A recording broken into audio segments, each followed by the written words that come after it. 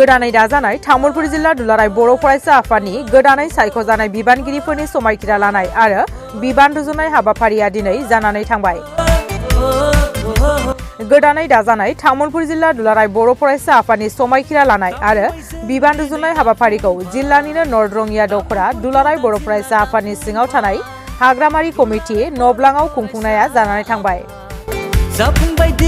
हाबाफारि बायदियै फुंबिलि समाव बड'फानि सावगारियाव बिबार बावजेननायजों लोगोसेनो गाहाय आलासि महरै बाहागो लायो दुलाराय बर' फरायसा आफादनि गाहाय नेहाथारि कनिन्द्र बसुमतारी बिथाङा। बेनि उनाव गोजोननि थाखाय फारौ बिरहोनाय हाबाफारि लानाय जायो। बे हाबाफारिखौ मावफुंनानै होयो बरगली नेहरू जौसिन फरायसालिनि बारग' लोगो फोरोंगिरि शरद चन्द्र बर' बिथाङा। मिरु दुलाराय बर' फरायसा आफादनि लेङाइ आफादगिरि रोमदोन बसुमतारी बिथांनि आफाद दैदेननायाव गोदानै दाजानाय तामुलपुर जिल्ला दुलाराय बर' फरायसा आफादनि आफादगिरि बानेश्वर नार्जारिखौ आफादारि समायखिरा लाहोयो। बेनिफ्राय गाहाय नेहाथारि अजित बर'जों लोगोसेनो तामुलपुर जिल्ला एबसुनि साफ्रोमबो बिबानगिरिफोरा फारि फारियै दुलाराय बर' फरायसा आफादनि संबिजिरनि नेमखान्थि बायदियै समायखिरा लायो। मिरु एबसुनि गाहाय नेहाथारि कनिन्द्र बसुमतारीया गाहाय आलासि महरै बाहागो लानानै गोदानै बिबान होजानाय तामुलपुर जिल्ला एबसुनि बिबानगिरिफोरखौ सोलोंथाइ बिथिं, समाजारि बिथिं बायदि बायदियाव गोख्रों खामानि मावनो बिथोन होयो। बेजों लोगोसेनो तामुलपुर जिल्लाखौ बोखारथ'नायनि सायाव बिथाङा बुंथियो दि मिरु एबसुआ बेखौ नायबिजिरनाय आरो सावरायनायनि गेजेरजों राहा लागोन।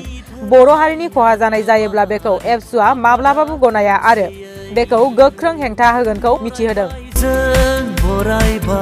तामुलपुर जिल्ला एबसुनि समायखिरा लानाय आरो बिबान आजावनाय हाबाफारियाव बाक्सा जिल्ला एबसुनि आफादगिरि उमेश दैमारी, गाहाय नेहाथारि नन्देश्वर बर'जों लोगोसेनो गोबां एबसुनि बिबानगिरिफोरा बाहागो लादोंमोन। तामुलपुर जिल्ला दुलाराय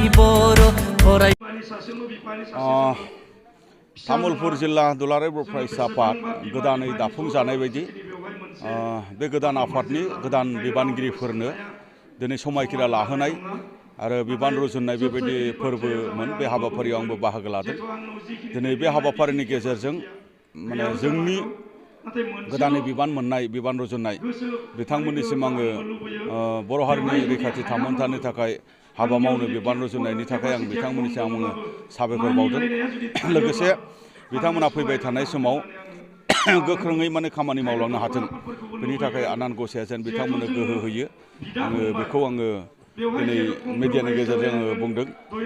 बेजोंनो लोगोसे बिथांमोननिसिम लोगोसे रायजो राजानिसिम 2023 माने इंराजि गोदान बोसोरनि आङो गाहाम हामलायनाय, अननाय, मोजां मोननाय आरो माने बेखौ आङो हास्थायदों जे गोदान बोसोरा बयनिबो जिउआव जाफुंसारनाय, देरहासारनाय, अनलायनाय, खौसेथि आरो देहानि सुस्थ' मोनसे देहा लाबोनानै होफैथों, हारियाव मोनसे खौसेथि आरो गोजोना फैथों, आङो बेखौ दिनै हास्थायदों। दिनै नैबे नर्थ रंगिया दुलाराय बर' फरायसा आफादनि बेन्दोङाव कावरुबा प्राइमारि कमिटि एबसुनि सिङाव हाग्रामारि गामिनि जि नब्लाङाव थांनाय डिसेम्बर दाननि 9 खालाराव बोखावजायै बाक्सा जिल्ला दुलाराय बर' फरायसा आफादजों लोगोसे तामुलपुर जिल्ला एबसुखौबो गोदानै दाना होनाय जादोंमोन। दा बेनिनो दिनै समायखिरा लानाय हाबाफारि। दा बे लेखायैनो दिनैनि जि समायखिरा लानाय हाबाफारि, बेनि गेजेरजों आं गिबियावनो जिहेथु गोदान बोसोर 2023 मायथाइनि जोंनि जि बर' हारिजों लोगोसे गुबुन गुबुन हारिनि सुबुं हारिनि मानसिफोरजों बयबो अनलायलायनानै बे गोदान बोसोरखौ मोजाङै मोजां बारलांहोनो हायो बा मोजाङै मोजांनो जोंनि जि साननाय हनाय बेफोर जाफुंलाङो। बेनि थाखाय आं गिबियावनो गोदान बोसोरनि बयनिसिमबो गाहाम हामलायनायखौ जासिदों। दा दिनै तामुलपुर जिल्ला हिसाबै बा तामुलपुर जिल्ला दुलाराय बर' फरायसा आफाद हिसाबै जोङो 2 बोसोरनि थाखाय बिबान मोनदों। दा बे दिनैनि समायखिरा लानाय हाबाफारिनि गेजेरजों बेखौनो फोरमायनो सानदों जे जोङो तामुलपुर जिल्लानि बेन्दोङाव थानाय जिखिनि गिबियावनो बर' हारिखौ लानानै जोंनि जि फैबाय थानाय समाव जि इयुन जेनेरेसन बेखौ जोङो जौगासार होनायाव, सोलोंथाइ बिथिङाव, समाजारि बिथिङाव, बेजों लोगोसे जोंनि जि बर' हारिनि जि दाफुंनांगौ बैफोर हाबाफारिफोरखौ लानानै जोङो गोदान जिल्ला हिसाबै खामानि मावनायाव अराय समबो लुबैगोन जोंनि जि मेलेमजिबि फोरोंगिरि फारफ्रोमबो बिथिङाव जोंखौ जाहाथे बोसोन होयो आङो गिबियै दिनै समायखिरा लानायनि गेजेरजों आं बेखौनो जोंनि बर' रायजो राजा बिथांमोनखौ आङो खावलायनाय थाबाय।